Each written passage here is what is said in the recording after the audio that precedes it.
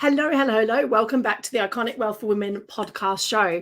So today I have the amazing Louise Reynolds with me. Louise is classed as the prudent property investor.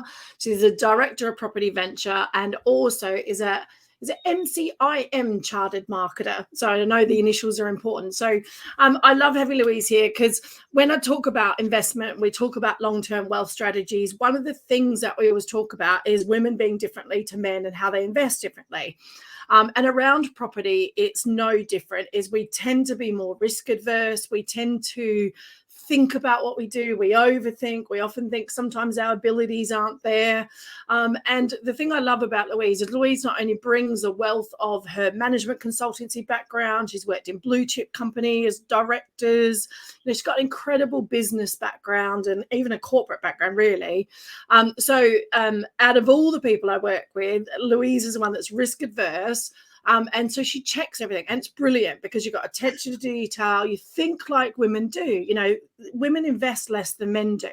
And I think, I love that there's people out there like you that can help women really understand their strengths, their abilities, and where they want to go, and they can invest safely and do it safely. So welcome to the podcast, Louise. It's going to be a really interesting conversation. So thank you so much for being here. Thank you for inviting me. Lovely. So let's just share a little bit about your background. So I've shared obviously some key points of where you've come from, but kind of what was your turning point? How did you get involved with property in the first place? And kind of why did you really choose property as your kind of wealth journey in a way? Yeah, as you've alluded to there, my background is sort of like my third career, if you like, because I started out in sales and marketing line roles. So as an undergraduate trainee, I joined a drinks company. So I've got experience in consumer goods, and did a lot of work with on the sales and marketing side, consumer goods, and also in financial services. So learned a bit about financial services early on in my career. And when I was in financial services, I took part in a management consultancy project. And while I was on that, which was all about overhauling how new services and products are brought to market, and just use very different tools and techniques to that which I'd been used to in my normal line marketing roles. So I thought, well, I quite like that sort of project, deadline driven type work. And then that's when I went into management consultancy. Now, Kyle, I don't know whether you've come across working with management consultants or know about them, but they really work very hard. And it was around about, over a decade I was working as a management consultant. And I'm based in Surrey, but at that time, as a management consultant, the offices were in central London. I had a young family, and having a young family, not living in London, doesn't always sort of sit that well together. And so that's when I started to think that really I ought to be thinking of another way where I could have a career and at the same time look after my family properly. And that's when I really started thinking about property, because one of the things with management consultancy is you literally, if you want to earn more money, you've got to work longer hours. If you want to get promoted, you've got to work longer hours. And that doesn't sit that well with a family life. So I wanted a way of earning money which wasn't necessarily linked to every hour or every minute of the day that I worked. And property seemed to be like a really good way forwards, because your asset, if you've invested in an asset, is still there, whether you're asleep or awake. It's not linked to your, well, obviously you've got to be conscious in order to manage issues and problems, but it's not intrinsically linked to every hour or every day that you work. So for me, it was a means of earning money while you slept, if you do it right, that is. And it just worked. It just worked, me setting up a property business for us to invest and to help others invest as well at the same time. So that was how I got to property. But actually, I think I end up doing a much better job in property as a result of all the business experience, because if you think about it, a lot of the things that anyone does, who builds wealth or who invests in property, they need some basic core business skills. They need to know how to work with people. They need to know how to be deadline driven, how to juggle a number of things and project manage, and also some basic fundamentals like negotiation, knowing to make judgment calls on weighing up risks, and make judgment calls on people, because at the end of the day, property is a people business, and to make a judgment call on people as well. So does that answer your question, Kylie? Yeah, I love that. It's really good to know your kind of journey, because family is so important. And I've been in the corporate space and I've done the long hours, so I know exactly. Mine was the freedom to travel I wanted. I don't have kids, but so I understand that drive. So it's brilliant that you've kind of gone in that. And I love in the book, for those that don't know, we've just put a book together. It's incredible. If you haven't seen it yet, check around. There should be some links. But one of the things that I really loved about you was when you talked about why property, and it was like, in 2022, the Times Rich list, wasn't it, included 250 of the wealthiest people in Britain, and 24% of them have property listed as their key source of wealth. So, ladies, if you're listening to this and you're not tuning in around property, whether you're there yet or not and you're ready for it, it's definitely one of the ones that you should be charging.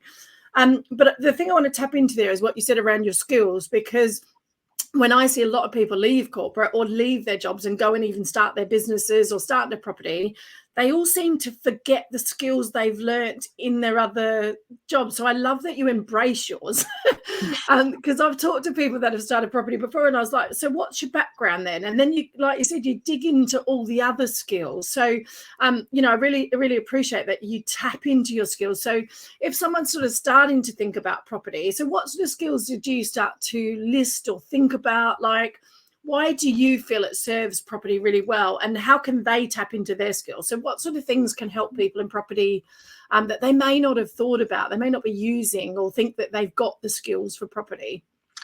Yeah, that's an interesting one. And I, you mentioned that I'm a prudent property investor because I have a risk-averse profile. I do need to check things out, and I think this is where I draw on a number of different skills, and I actually do a presentation on how to conduct due diligence, which in essence is checking things out.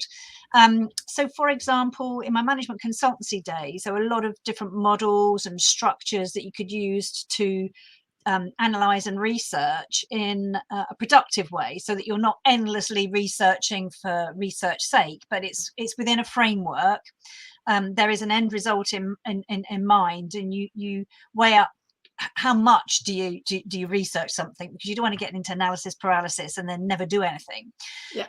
So a couple of the things that I did, so for example, I had to do a market entry study in the States for a drinks brand, because they wanted to know whether or not it would be a viable opportunity for them to enter the US market. It was a UK-based company. And so they're the kind of structures around the reports, the different aspects of what you have to go into to analyze a market, research a market, check out demand. They're very similar skills that you use when you're checking out an area to invest in property, and what the fundamentals are. And one of the other useful tips that I learned was a technique called triangulation. So if you can think about a triangle, and it's got 3 points on that triangle, if you want to check out, for example, the location of a property, you would normally go and check out the location. You might want to check out the demand in that area, in terms of how many people are looking to live, how many companies are in the area, and you might want to check out what the crime levels are for that particular property. Now, if, for example, crime levels are really important for you because you've got a family, you want to make sure you're safe and secure, you might want to check Locrating, which is a website. You might want to check out other sources of data online, but you might also want to check to local people, talk to the neighbours, which would be another source of information, another point of information on the triangle. And you might want to talk to local tradespeople and have a look around to see whether the shops have got big steel bars up on the shops windows. So if that particular piece of information or that dimension is very important to you, you want to at least make sure you've got 3 different sources of information. So maybe 1 or 2 online, one in person, or 2 and a source online as well. But if it is really critically important to you, and it might upset the apple cart, if something was, so for example, if you heard that a new big blue chip company was opening in the area and that was going to generate lots of demand. So for example, I've just done completed a residential development project in Surrey.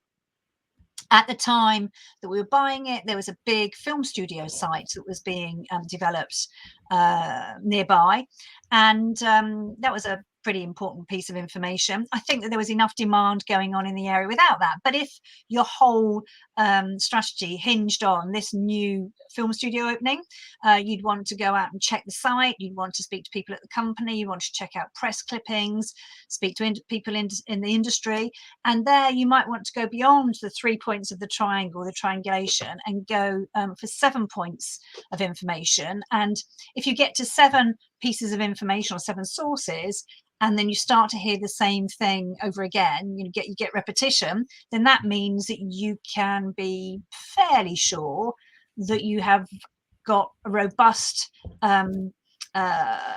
picture in your head, because you have gone that little bit further. But what I don't advocate is that you look for 7 sources of information on everything that you're looking at, because you'll be there for hours. You'll never make any progress. So it is about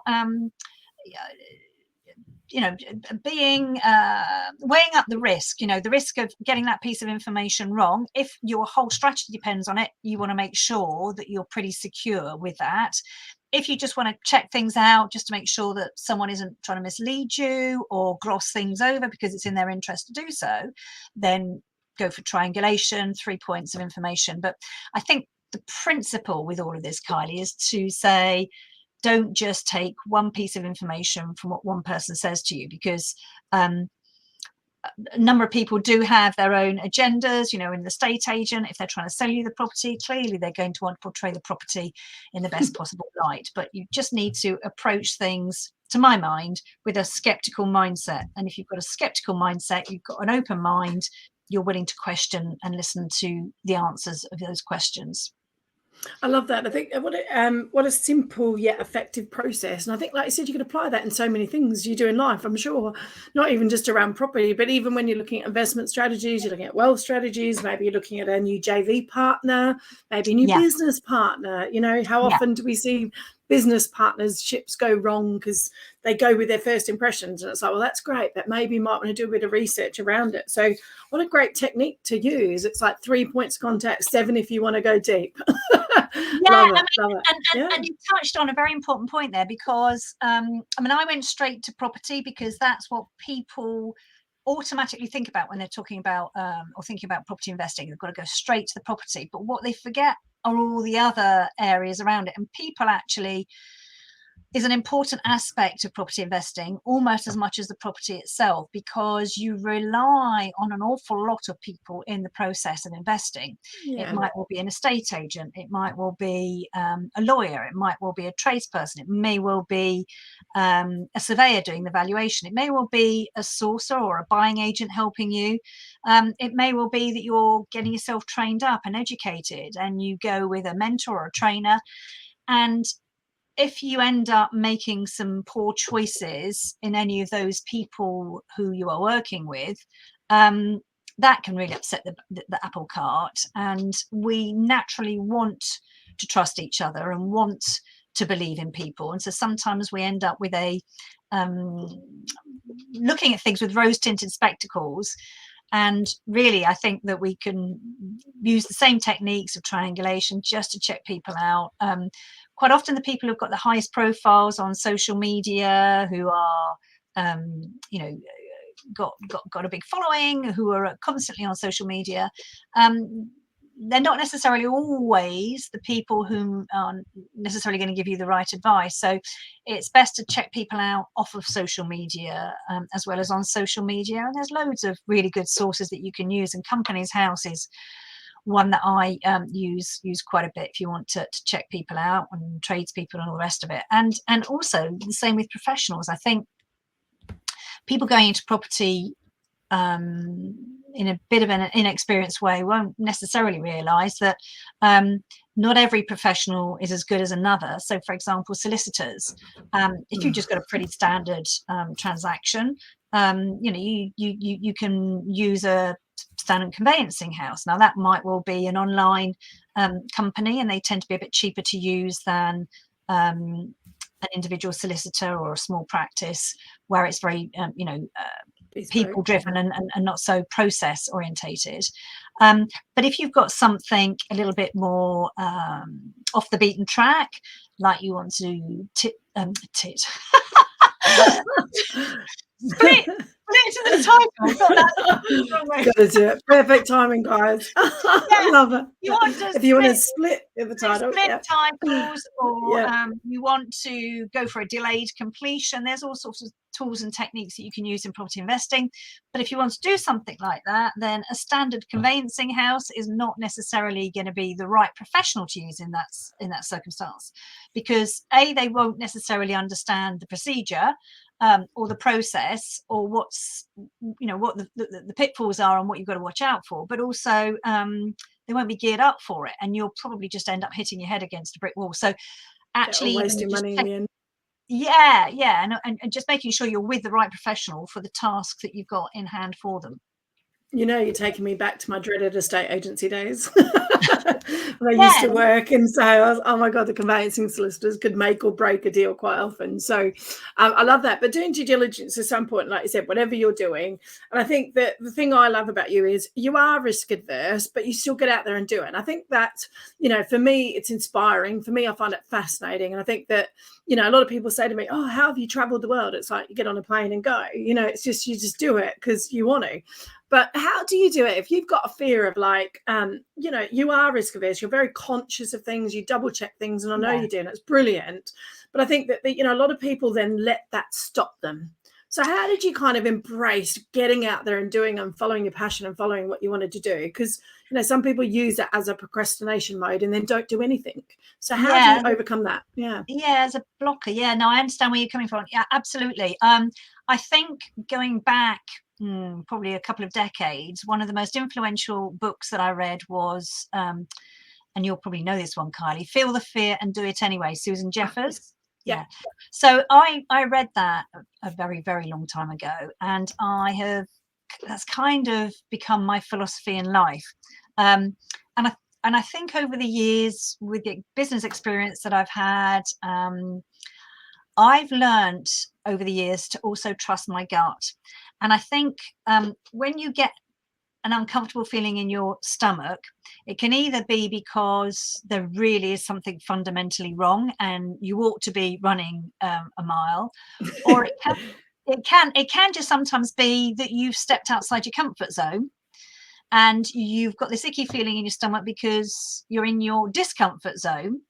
And I think that recognizing the difference between the two is critical. Understanding, oh my God, am I about to jump out of the frying pan into the fire? Or am I just stepping into the unknown and it's not something I've done before? But I think I might grow as a result of this experience. I might learn something new about myself. I might push the boundaries.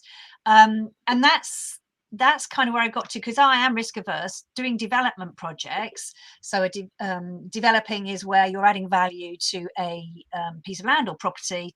And it can be, most people in their heads imagine, you become a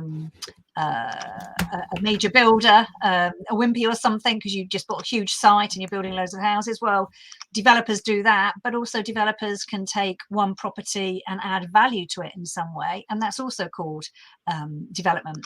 So I took a semi-detached Victorian rundown property in Surrey. It's about 18 months ago. I've only just completed the project, and I thought that I could really do something with it. I would have said that it's uninhabitable, but the local authorities have a very different definition of uninhabitable when it comes to paying council tax. The council tax usually is based on, has it got a working sink and a working toilet? That's right. Yeah. Yeah. So I couldn't get out of paying the council tax on that basis, but I mean, you wouldn't have wanted to use the toilet, and you really wanted to use the sink. So even though there was water, there wasn't much, it was like a trickle, and the toilet you really wouldn't have wanted to use. So apart from the fact that there was water in the property, it was damp. I mean, I've been starting to post before and after pictures. But so I really pushed myself out of my comfort zone there, because in spite of having done a huge amount of research and trying to anticipate problems along the way, I think it was probably one of the worst times to be doing a development project. It was just in the aftermath of COVID, when material supplies, there was difficulty in getting hold of materials for building.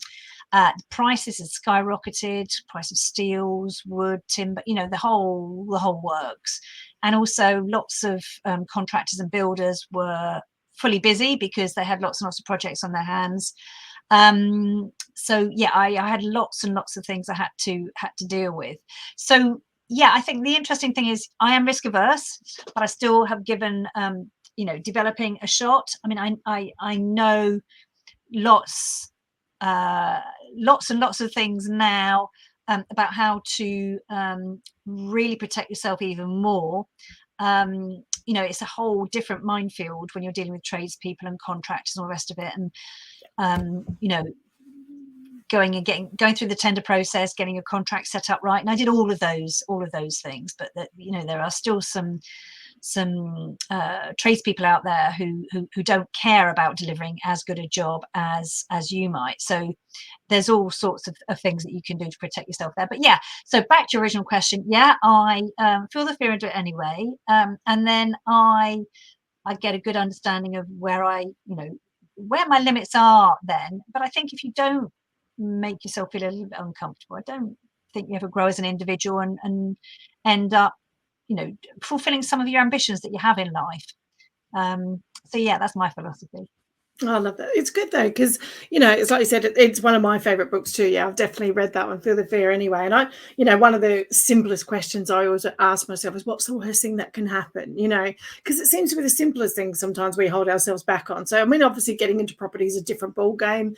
It is a bigger commitment. It's a bigger investment, depending what you're doing. So you still have to do your due diligence and things like that. But again, it's like you said, the success is on the other side of the comfort zone, isn't it? For sure. So I love that. And again, being connected with the right people. So for you, in relation to kind of your personal development, so obviously you got into property, you got started. What's some of the biggest things that's made the most impact on your success in relation to your own, business and growth? Well, getting on and doing things, but also I haven't rushed things too much. I think that there's a sort of movement, or there's a cohort of individuals or trainers or mentors, whatever you want to call them, out there who really advocate like get rich quick schemes, the GRQ brigade. And I think I'm probably the opposite. I'm cautious and go slowly. And I think if you find out a bit about property, you've got some business skills or just some skills that you can apply, and then you start out. I think it helps if you can start on a smaller scale, and then if you make some mistakes, it's not the end of the world. You can improve and then go on to gradually bigger and bigger projects after that. And if you do things right first time, you might not want to sell on that property, because you might have made a really useful and profitable investment that it's worth holding. And I think that philosophy is going to become even more important over the next 3, 4, 5 years. Property investing isn't quite what it was like 5, 10 years ago. There's now more regulation and taxation on investors and landlords, and it is more expensive to buy property now with the 3% stamp duty surcharge and things like that. So sometimes it makes sense to think about a strategy of investing and holding rather than a strategy of investing, adding value and selling, because you have to take into account the transaction costs, because it is costly to buy and sell property. You've got all the legal fees. There's no And all the rest flipping of in a it. few weeks now, is there? Yeah. And then also now the whole mortgage market has changed, and it is more difficult to remortgage and get a lot of money out of a property once you've invested. So I think just being considered, not holding yourself back and not doing it at all, but just taking some small steps forward, doing things gradually rather than jumping in both feet first, and then if you make a big mistake, it's a bit more difficult to unravel. So I mean, yeah, I think going slowly and steadily, learning from mistakes, catering for them. There's nothing that's going to be perfect. There's always going to be something that's going to crop up, and problem solving skills are actually pretty important in property, because you have to take things sometimes on a day-to-day basis, sort of go with the flow and work things out on a day-to-day basis, but there's quite a lot of planning that you can do up front and researching. So yeah. I think that's powerful though, because I think that applies in anything. So, we talk about it in the online business space, is that everyone wants, a 7-figure launch overnight. It's like, yeah, that's great if you've got 100,000 followers, but the expectation, like you said, there's demand of expectation that everything should happen tomorrow. And, part of the Iconic Wealth message is we're talking about long-term wealth, long-term growth to set you up for success. And I think so, I love your philosophy around that, because I think that too many people, like you said, have to have everything tomorrow, and actually they're making wrong informed decisions. They're not really building for their future, and I see it in the online space as well. It's just like, you do one thing and you're like, oh wow, you're meant to be in excess overnight, and you're like, no, steadily build your list like that. But that brings you value. Steadily grow your following. That brings you value, and it adds value over time. So I really love your philosophy around that, because I think that more and more people should be doing things like that, because a lot of the biggest success I've seen is the cookie cutter slow approach. It's like, do it slowly, get it right, and then repeat it. But if you don't go through that process, then like I said, I think that's where big things go wrong quite quick sometimes. So and it's the incremental gain, the incremental improvements, and sometimes if you go in gung-ho, and at the end of the day there are risks involved, so you need to manage those risks to suit your risk profile and how you approach things. And being terribly gung-ho and thinking, you can never lose money on property, I think is risky. That tends to come from individuals have slightly more naive view about property and investing. So I think you do just have to have your wits about you, and just take care, proceed, but just do it steadily rather than being gung-ho. Yeah, I really like that. I think that's really good.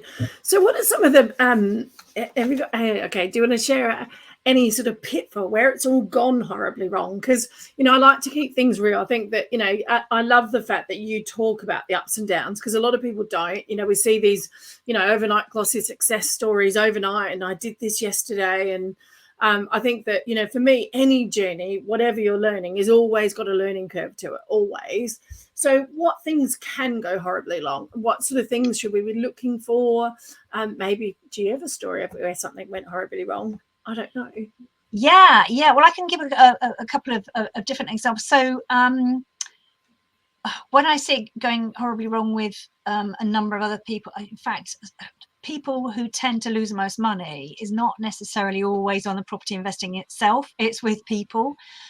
So I hear lots of really devastating stories of people who have handed over lots of money to mentors, and then they haven't been given what they were promised, or they give out a lot of money up front, and then don't get the returns, or they invest with mentors who promise the earth, and the investors haven't got any kind of security of title against the property they're investing in, or they haven't got a properly drawn up contract, or some of the bigger numbers that I've seen have been through people who want to get into property but who've handed over extortionate amounts of money without the necessary security or reassurance or contract in place for that to work properly for them. So there's no recourse when things go wrong. So it's almost and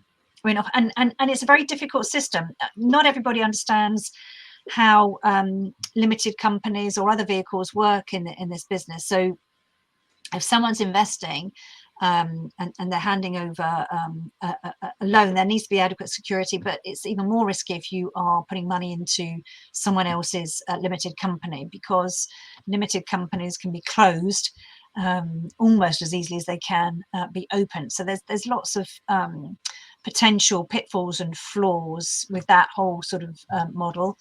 And yeah, it's tradespeople as well. You know, again, paying money for work to be done.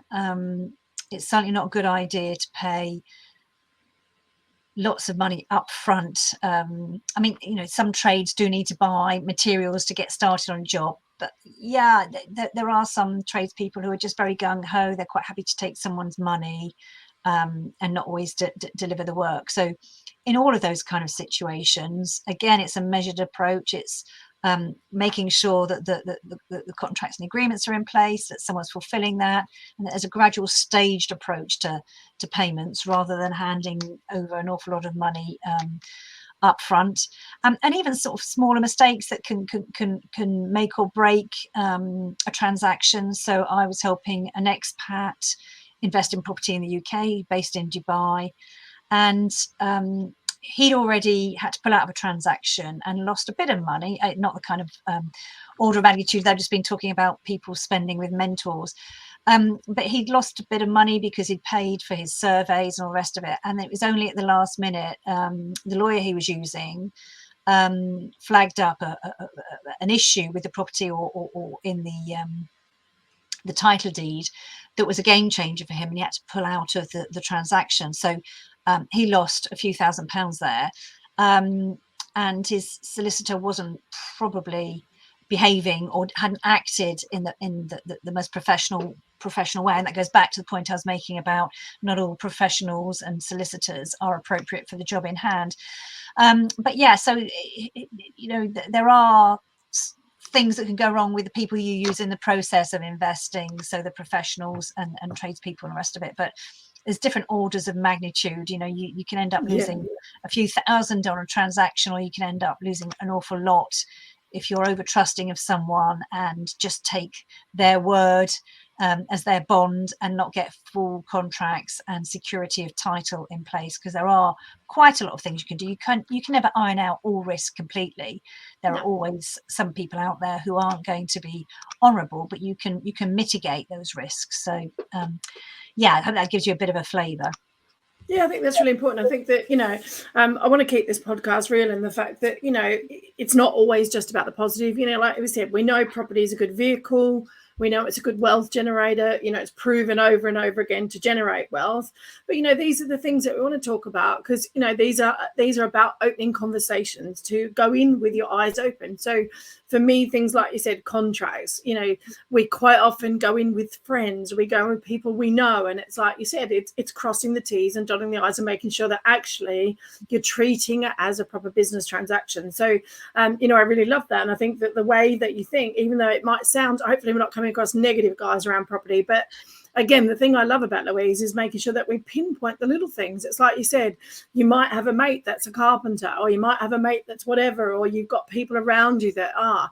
And again, just remember to always mitigate your risk, because you want to protect yourself. These are big transactions quite a lot of the time. So yeah, and but go with the people you trust and know as well. Yeah, but it's also actually going through that process. You flush out issues. So if someone isn't going to want to go down that route, then that flags up some issues in the first place. But also, you know, you don't really ever want to get to the stage when you have to have legal recourse, because that can end up being quite expensive. So if you're setting things up right, you don't want to have to get to that stage, but you in the process of going through that, you end up protecting yourself that little bit more. So yeah, it's a solution that's appropriate to how much money is being spent, I think, or how much is being invested. But exactly. I mean, and then there's huge upsides to property, but you just got just do things in the right way. But then there are huge upsides, as you're saying, Kylie. Exactly. Yeah, I think that's the key. I think that we know investing in property is a good long-term wealth strategy, and I think, as like we said, get the right education, understand who you're working with. Don't go and spend.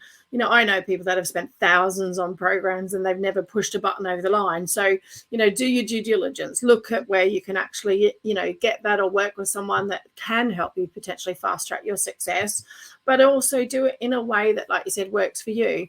But I think that, having the strategy in place is important, doing your due diligence, like you said. And I know you've got a great guide on that, which we share around de-risking property investment, what that's all about. And again, I think, like you said, the biggest thing here is it is still a people's game, isn't it? So we know the importance of building relationships. We talk about that a lot in the wealth community, is that, anything that you do in business and in life is all about relationship building. And I think that, where have you been really strong in relation to kind of, is there a process you go through, or do you just trust your gut on someone? Like, when you're developing relationships, kind of what are you looking for to either work with someone or to be involved in a particular project? What should people look out for? Well, I'm a very inquisitive person, so I naturally have a tendency to ask lots of questions. So if I'm getting to know someone with a view to doing business, or sometimes actually just getting to know someone, and then a business relationship might form afterwards. So I tend to ask lots of questions, and I think the thing listen to my gut, but also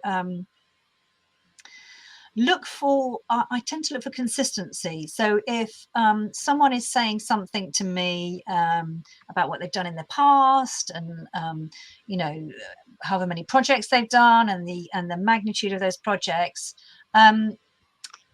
if I then wanted to do business with them, I would just want to check out that what they're saying is, in fact, there's some sort of evidence trail for that online, whether that's in Companies House or if they've been in partnership with someone. So to check that out, because I mentioned Companies House as a source of information a couple of times. Sometimes it's what the information at Companies House doesn't tell you, or sometimes it's about inconsistencies. So you might read a story online about this wonderful development project, and I've had someone say to me before, someone was quite high profile talking about a project, but the person they were telling wasn't convinced that they had the role in that development project that they said they had, and by doing a bit of desk research had uncovered that, and that immediately led to some doubts in that person's mind.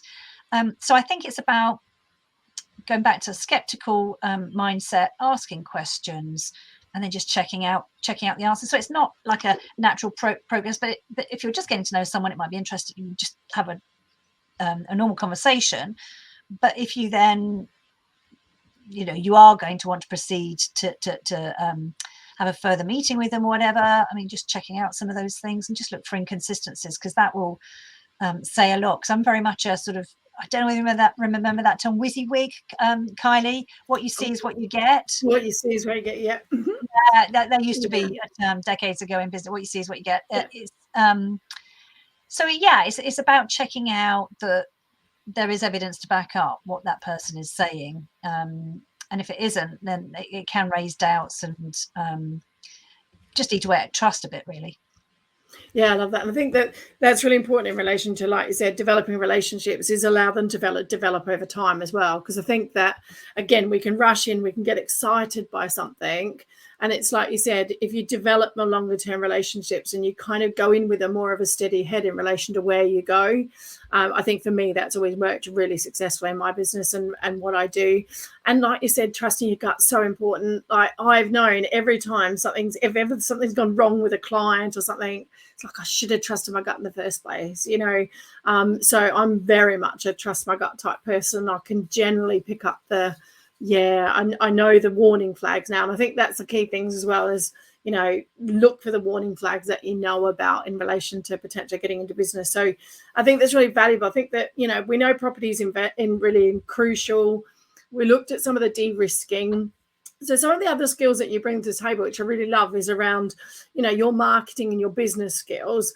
But I have to say, one of the things we ask on this podcast, I always like to ask, is something that's fun about you that we didn't know. And I have to pull you up on this, Louise, because you put down, I honed my sales skills selling bikinis and G-strings on the Côte. Now, I hope that's Côte d'Azur. Côte d'Azur, yeah. Coaches before going to uni. You have to tell me about that before going to uni. How did that fine-tune your sales and marketing skills? We all do our jobs, don't we? Like get some work experience before going to university. Well, so I was going to university to start. Part of my degree was studying French, so there was some logic to that. But I don't know how. Again, this is sort of networking through people. I think my brother had gone out to France and he was doing some work down there, just sort of casual work. And I decided to go down and get some experience for going to university. And then when I was down there, I got to know some other people. And there was some sort of crafts, artisan crafts people down there. There's a couple, and they used to make a glittery sort of frog bean bags and bikinis and G-strings.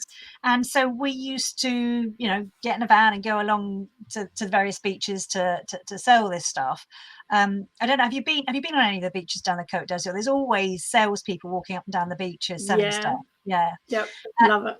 Yeah. So one of my biggest challenges is selling bikinis and G-strings was walking on the beach, actually stumbling across a nudist beach.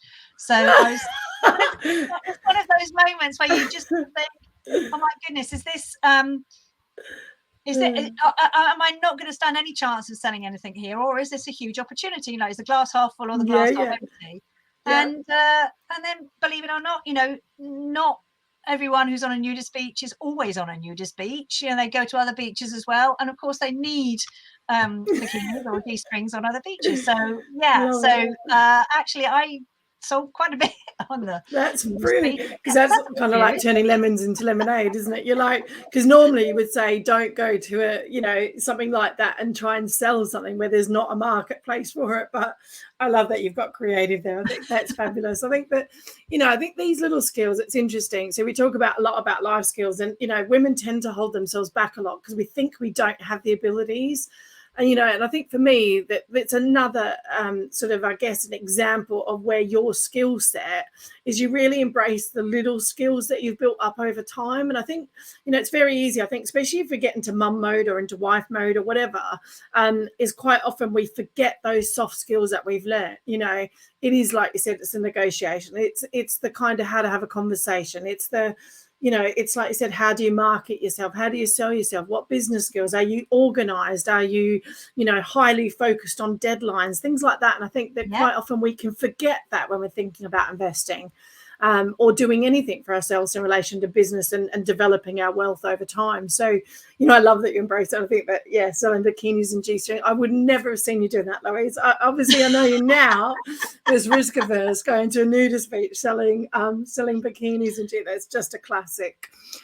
So thank you for being vulnerable and sharing something open about yourself. Because, again, this is about people. Like, the thing I love about Iconic Wealth community and experts like Louise is, they're here for a reason to help. You want to help women invest safely. You want them to do it prudently. They want to feel comfortable. You want to think about your long term, not just your short term. So, I love that you come on and shared, some of your experience. So tell us about kind of, what's your main forte? What's your main thing that you do with people to help at the moment in relation to property? So how do you kind of work?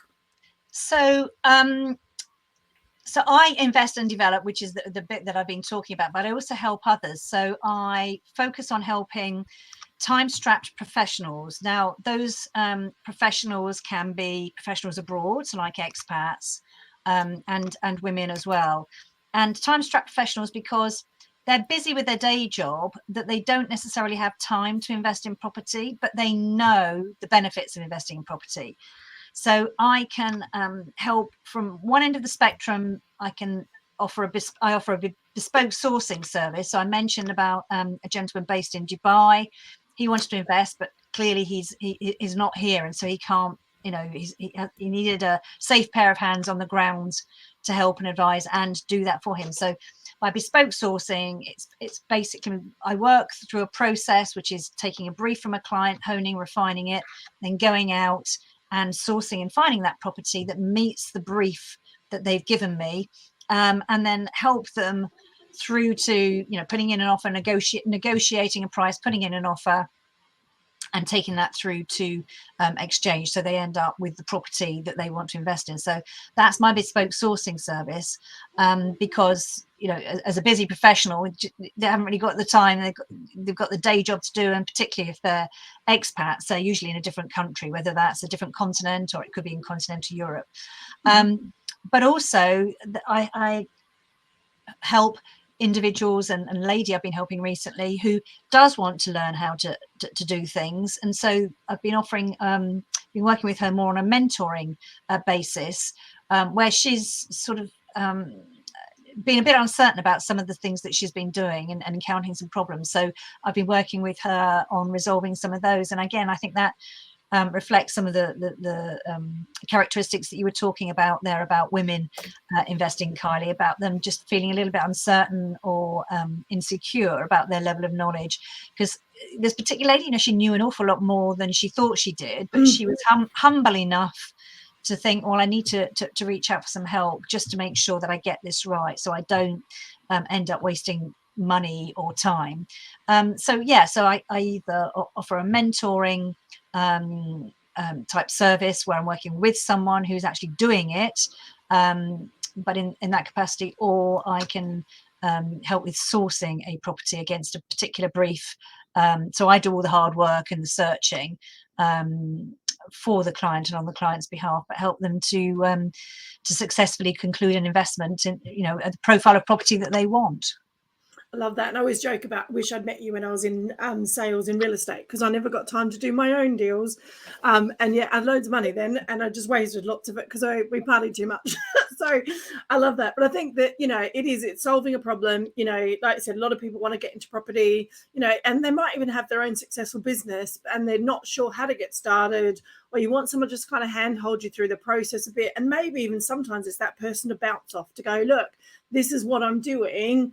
Am I on the right track? And I think that's where you provide such a valuable service, bridging that gap.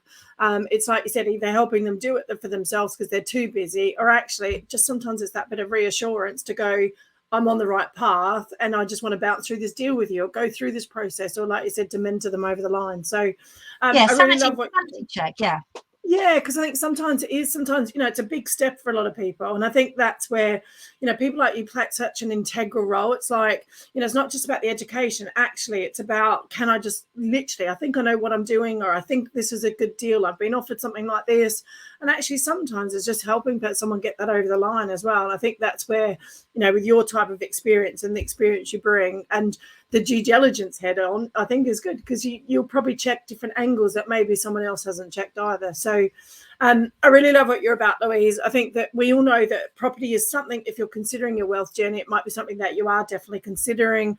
If you are time strapped, if you're building a business, or you're already in maybe an exceptionally busy role, then maybe Louise might be the one that can help you. So Louise, I know you've got a free guide that you do. Do you want to just talk about that for a second? Just tell us where to get that. Yeah. So it's 7 steps to de-risking property investing. It's a guide that you can download from my website. So that's property-venture.com/investor. So you can just put your email in there. And then get the link emailed to you. But yeah, so I go into more depth about my model and approach and a framework that you can use to de-risk, so to check things out, to actually move through the checking things out, so that you arrive at, you know, moving forwards rather than getting frozen with analysis paralysis. So it is a guide to help you move forwards, to be constructive, to keep you safe, but moving forwards and making sure that you do end up investing in the right kind of property that's right for you. Because as you said, I mean, property is a great vehicle for investing in, because not only can you generate income in terms of rental, but if you're investing in certain places in the UK or in other parts of the world even. You can also, in certain parts, benefit from a capital uplift. So in the value of the property going up, it doesn't happen automatically or in every place, but you can benefit from capital uplift as well as rental income. And then you get a total return on your money. So you get a regular income stream from rent, but also a capital uplift amount. And also it's one of the few asset classes that you can borrow against. So if you've got £25,000 that you want to invest, and for simplicity's sake you want to invest in £100,000 property, then you can usually get a mortgage for the rest of that 100,000, so 75,000 if you've got 25,000 to put down, and then you can benefit from capital uplift on the total amount, even though, you know, so the total £100,000, even though you've only put in 25,000, so you can still invest and usually get a mortgage to be able to do that. So yeah, a number of different ways of generating income, and you can also usually borrow against it as an asset to invest. So just because you don't have all of the money to buy a whole property, you can put some money down and usually borrow the rest. I love that. And, you know, I always talk about accumulating and building assets. It's so important. So thank you so much, Louise, for your time. I highly recommend, like I said, grab the guide. There'll be a link around this video. Either you're watching the video or listening on the podcast, there will be a link here for you. Please do go and get that, because it makes you think about what you need to consider. And it will help you, like we said, de-risking is not just about investment. It's also just about thinking about how you do business in general as well.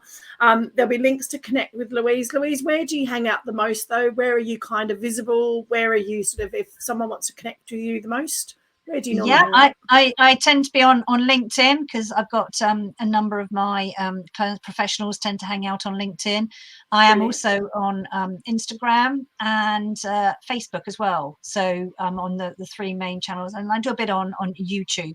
But yeah, so under my name, we probably put some links somewhere, will we, Kylie? On definitely, all the links will be here for this. Yeah, so you can connect up, but come and hang out with us on LinkedIn. That's where I'm normally. So come out and hang with us on there.